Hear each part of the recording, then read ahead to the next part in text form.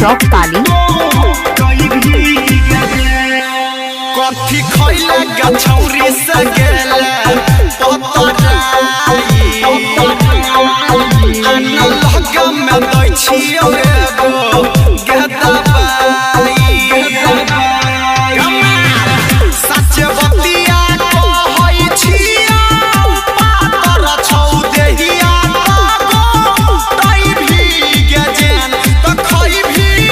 मलहा के मछरी तमो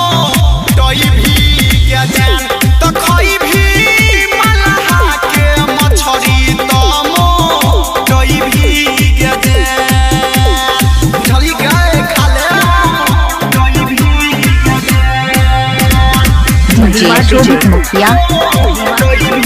मटिहार वाला बस साइड चौक पाली। ठंडी में गरम करत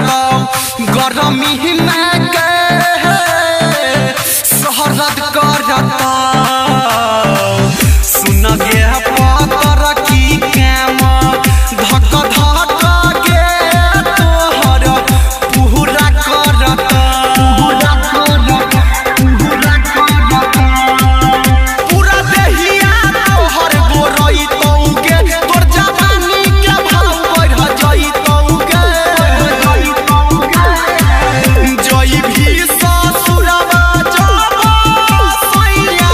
के पाजा में सुतई भी गजान त खई भी मलहा के मछरी तमो टई भी गजान त खई भी मलहा के मछरी तमो टई भी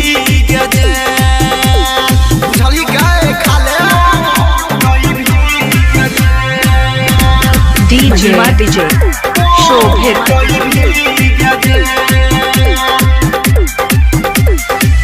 धीरे धीरे बढ़ जइतौ चोली बहला के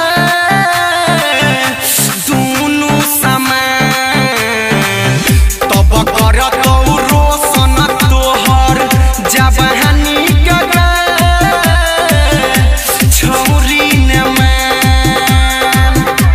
छौरी ने मान शोभित या बबलू कहौगे राधवीने संग में रहौगे सुमनया नवल सरम मितले आ छोटू के तरह सही भी गजान त खई भी मलहा के मछरी तमो टई भी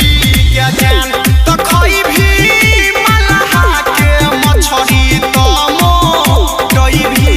गजान दवाइयों से ज्यादा काम करता हूँ पाइयों से ज्यादा काम करता हूँ। पाइयों से ज्यादा काम करता हूँ।